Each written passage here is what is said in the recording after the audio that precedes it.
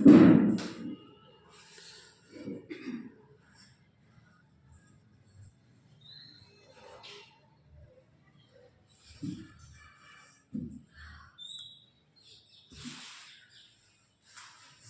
Pose कर देना, ठीक है। चलो अभी देखो, अब आज पढ़ा देंगे नियंत्रण एवं महालेखक परीक्षा। पहले हम पढ़ा चुके क्या, सुप्रीम कोर्ट के बारे में चर्चा कर चुके, लेकिन दो अनुच्छेद रह गए थे। कौन रह गया था, 141 और 143। अनुच्छेद 120 में हमने तुम्हें बताया था, क्या बताया था, अनुच्छेद 120 में बताया था कि भाषाएं, मतलब संसद की कितनी भाषाएं हैं, दो।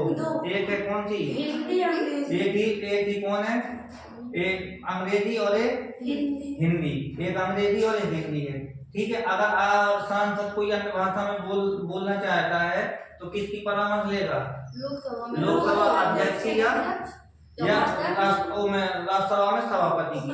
अब अनुच्छेद 121 बताए थे हम तुम्हें कि सुप्रीम कोर्ट क्या नहीं कर सकता है, मतलब सुप्रीम कोर्ट के कारोबार में हस्तक्षेप नहीं करेगा सरकार, ठीक है। मतलब लोकसभा, मतलब जो सरकार होगी, केंद्र सरकार होगी, वो हस्तक्षेप नहीं करेगी। अगर हाँ इतना अधिकार होता है कि जो सुप्रीम कोर्ट के क्या होंगे, न्यायाधीश होंगे, उस पर महाभियोग ला सकती है। और अनुच्छेद 122 में कहा था कि अगर सुप्रीम कोर्ट में जब सरकार हस्तक्षेप नहीं करेगी सुप्रीम कोर्ट में, तो सुप्रीम कोर्ट भी हस्तक्षेप नहीं करेगा सरकार पर, ठीक है। अनुच्छेद 123 बताए थे हम कि अध्यादेश का मतलब बताया तो कौन लाता है, राष्ट्रपति, ठीक है। कितने महीने के लिए लाता है, 6 महीने के लिए, जब 2 सत्र खाली हो तब लाता है, ठीक है। और अगर सत्र मतलब शुरू हो जाए तो कितने दिन बचता है, खाली 11 दिन, और कितनों भी बार ला सकता है, ये बता चुके थे। अनुच्छेद 124 में किस बात की चर्चा थी, सुप्रीम कोर्ट की। भारत में कितने सुप्रीम कोर्ट हैं, एक है, ठीक है। तो सुप्रीम कोर्ट की चर्चा थी। बाकी हम तुम्हें बता चुके थे वर्तमान में कितने मतलब न्यायाधीश है, 33+1, ठीक है। और बता चुके थे कि इनका 125 में किस बात की चर्चा थी, वेतन की, मतलब कि कार्य करवाओ किसी व्यक्ति से तो वेतन देना पड़ेगा। तो सुप्रीम कोर्ट के जो मुख्य न्यायाधीश थे तो उनका वेतन कितना, 2,80,000, और अन्य का कितना था, 2.5 लाख रुपए। और 126 में किस बात की चर्चा थी, वो अनुपस्थित, ठीक है। जब अनुपस्थित मुख्य न्यायाधीश उपस्थित नहीं होंगे तो उनकी जगह कौन, अन्य न्यायाधीश। इसकी नियुक्ति कौन करता है, मतलब कि मुख्य न्यायाधीश की सलाह पर राष्ट्रपति, ठीक है। और 127 बता चुके थे हम, तदर्थ या एडहॉक न्यायाधीश होते हैं, अस्थायी न्यायाधीश, ठीक है। अगर वो भी नहीं मिले तो हमने कहा था 128 में जो सेवानिवृत्ति जज होते हैं उन्हीं को चुन लिया जाता है। और 129 में बताए थे अभिलेख न्यायालय, मतलब जो मतलब कि फैसला सुप्रीम कोर्ट सुनाता है तो वो क्या बन जाता है, नजीर बन जाता है। और 130 बता चुके थे हम, 130 में किस बात की चर्चा थी, ठीक है, किस बात की चर्चा थी, सुप्रीम कोर्ट के स्थान की। और 131 बता चुके थे कि प्रारंभिक मूल अधिकार कितने प्रकार के बताए थे, 3 प्रकार के। जो मतलब राज्य का जो फैसला है, राज्य में विवाद होगा तो वो फैसला कौन सुनेगा, सुप्रीम कोर्ट सुनेगा। एक तरफ राज्य और कुछ राज्य लगे हुए हैं, एक तरफ केंद्र और कुछ राज्य लगे हुए हैं और राज्य लगे हुए हैं, उसका भी फैसला कौन सुनता है, सुप्रीम कोर्ट, ठीक है। ये चीज हम तुम्हें बता चुके थे। या राज्य विवाद हो जाए तो कौन सुनेगा, सुप्रीम कोर्ट। और 132 में हमने तुम्हें कहा था कि क्या बताए थे, मतलब प्रारंभिक या संवैधानिक अधिकार, ये बता चुके थे हम। और 133 में बताए थे दीवानी, और 134 में फौजदारी, और 137 में बता चुके थे न्याय पुनर्लोकन, ठीक है, न्याय। और 139 में बताए थे रेट, मतलब कि अनुच्छेद 32 है, अनुच्छेद 32 में मौलिक अधिकार है। मौलिक अधिकार के बारे में हम तुम्हें पढ़ा चुके थे, अमेरिका से लिए गए संविधान के भाग 3 में है, ठीक है। मौलिक अधिकार अभी वर्तमान में कितने प्रकार के हैं, 6। पहले कितने थे, 7। संपत्ति का जो अधिकार था वो हटा दिया गया है, कौन से संविधान संशोधन द्वारा, हाँ, मतलब कि 44 में संविधान संशोधन 1978, ये भी बता चुके थे। अब अनुच्छेद 141 पढ़ाना था, क्या पढ़ाना था, 141। अब अनुच्छेद 141 देखना तुम।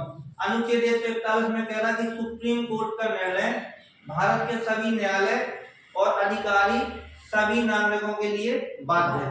जो सुप्रीम कोर्ट मतलब कि फैसला सुनाएगा तो वो किन को मानना पड़ेगा, जो भारत के सभी न्यायालय होंगे। जो अन्य न्यायालय है ना, अभी वर्तमान में 25 हैं, और डिस्ट्रिक्ट न्यायालय तो पता नहीं कितने हैं, ठीक है। अब डिस्ट्रिक्ट न्यायालय हो गए, अब और जो सभी अधिकारी हैं, जो जितने अधिकारी हैं, जहाँ जितना बड़ा अधिकारी हो, लेकिन सुप्रीम कोर्ट अच्छे से नाप देता है। जैसे डीएम जाता है ना, तो वहाँ भीगी बिल्ली बन के खड़ा हो जाता है।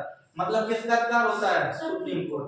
सुप्रीम कोर्ट ये भी बताया था जो नागरिक है, अगर जो नियम कानून अगर शायद सुप्रीम कोर्ट निकाले हैं तो वो प्रत्येक नागरिक को क्या होगा? मानना पड़ेगा। तो अनुच्छेद 141 तुम समझ गए थे कि मतलब 141 में ये बताया था कि वो सुप्रीम कोर्ट कोई भी फैसला सुनाए, प्रत्येक अधिकारी प्रत्येक नागरिक को क्या होगा? ये बाध्यकारी होगा।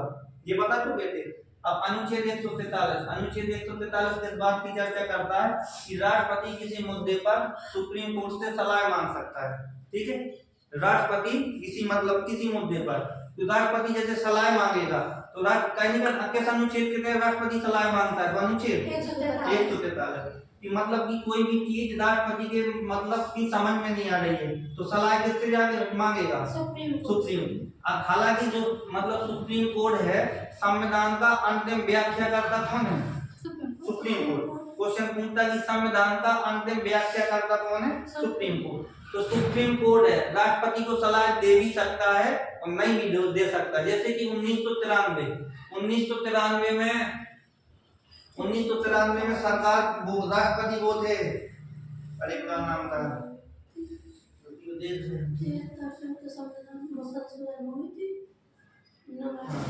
शंकर दयाल शर्मा। कौन थे? शंकर दयाल शर्मा थे। 1993 में कौन थे? शंकर दयाल शर्मा। उनने मतलब कि जो बाबरी मस्जिद विवाद था उसमें मतलब मुकदमा चल रहा था, तो शंकर दयाल शर्मा ने मतलब की जानकारी मांगी थी किससे? सुप्रीम कोर्ट से। तो सुप्रीम कोर्ट ने मना कर दिया था देने से। तो सुप्रीम कोर्ट मतलब सलाह राष्ट्रपति को दे भी सकता है और नहीं भी दे सकता है। सुप्रीम कोर्ट, समझना बात को, सुप्रीम कोर्ट राष्ट्रपति को सलाह दे भी सकता है और नहीं भी दे सकता है। किस अनुच्छेद के तहत? 143। अनुच्छेद 143 समझ गए। अनुच्छेद 143 का संबंध किस बात से है कि सुप्रीम कोर्ट से राष्ट्रपति क्या मांग सकता है? सलाह। लेकिन सुप्रीम कोर्ट बाध्यकारी है कि नहीं है? तो सुप्रीम कोर्ट सलाह देने के लिए बाध्यकारी नहीं है। अगर सुप्रीम कोर्ट को ये लगता है कि मतलब कि हम अगर सलाह देंगे और राष्ट्रपति किसी बात को लीक कर देगा, अगर देश में अव्यवस्था फैलने की शंका है, तो सुप्रीम कोर्ट क्या है? मतलब जानकारी नहीं देगा। अगर सुप्रीम कोर्ट को ये लगेगा कि मतलब ये नॉर्मल बात है तो उस पर सलाह सुप्रीम कोर्ट दे भी सकता है और नहीं चल रही थी मैं लग रहा हूँ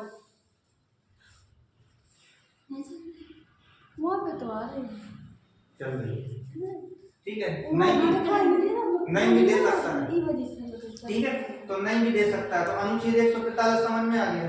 ठीक है, इसमें मतलब सुप्रीम कोर्ट के जो तुमसे पूछेगा कि सुप्रीम कोर्ट के जो सुप्रीम कोर्ट के जो न्यायाधीश होते हैं उनको वेतन कहाँ से मिलता है? तो भारत की संचित निधि से। कहाँ से मिलता है? भारत की संचित निधि से। और इसी में कहता है कि जो सुप्रीम कोर्ट के न्यायाधीश होंगे जिनकी पदोन्नति कौन करेगा? वही सर्वोच्च न्यायालय करता है। इनकी पदोन्नति करेगा, लेकिन इन्हीं को मतलब हटाया कैसे जा सकता है? तो महाभियोग की प्रक्रिया द्वारा। ठीक है, महाभियोग की प्रक्रिया लाएंगे तो हटाया जाएगा। अब अनुच्छेद देखो, अब ये अनुच्छेद 143 पढ़ चुके ना हम। अब अनुच्छेद हमने पूरा सुप्रीम कोर्ट खत्म कर दिया। सुप्रीम कोर्ट की चर्चा किस अनुच्छेद से किस अनुच्छेद तक है? अनुच्छेद 124 से 143 तक। अब पढ़ेंगे हम नियंत्रण एवं महालेखक परीक्षण कैग। तुमसे खाली क्वेश्चन पूछेगा कि कैग की मतलब कैग किस भाग में है? बोलो। तो कैग किस भाग में है? कैग 5 भाग में है। 5 भाग हमने कहा था, 5 भाग बहुत बड़ा है। कहां से कहां तक? अनुच्छेद 52 से 151 तक। अब अनुच्छेद अपन कितने पढ़ चुके हैं? 143। अब बाकी जो शेष बचे हैं वो अभी अनुच्छेद किसके बारे में है? नियंत्रण एवं महालेखक परीक्षक की। अब नियंत्रण महालेखक परीक्षक के बारे में पहले जानकारी बता रहे हैं।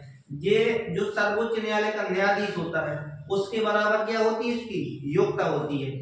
उसके बराबर क्या होगी? योग्यता। अब अनुच्छेद तुमसे क्वेश्चन पूछेगा अनुच्छेद 148 में किस बात की चर्चा है? तो अनुच्छेद 148 में नियंत्रण एवं महालेखक परीक्षक के पद की चर्चा है। नॉर्मल क्वेश्चन जैसे वन डे एग्जाम होगा तो एक पूछ लेता है। तो किस अनुच्छेद में नियंत्रण एवं महालेखक परीक्षक की चर्चा है? तो अनुच्छेद 148 में। किसमें? अनुच्छेद 148 में। अब इसकी नियुक्ति कौन करता है? ठीक है, इनकी नियुक्ति कौन करता है? राष्ट्रपति करेगा। लेकिन किसकी सलाह पे करेगा? प्रधानमंत्री की सलाह पर नियुक्ति कौन करता है? राष्ट्रपति। लेकिन कितने साल के लिए? 6 साल या 65 साल के लिए, 6 साल या 65 साल के लिए। लेकिन इसको राष्ट्रपति हटाता है।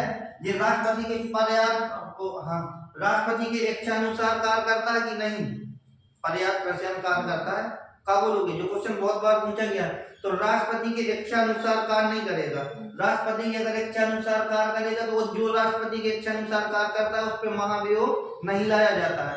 महाभियोग उस पर लाया जाता है जो राष्ट्रपति की इच्छा पे काम न करे। जैसे कि सर्वोच्च न्यायालय के न्यायाधीश स्वतंत्र है कि नहीं है कार्य करने के लिए, ऐसे ही ये कैग होता है, जो ये सीएजी होता है ये भी। लेकिन हालांकि इसकी नियुक्ति करता कौन है? राष्ट्रपति।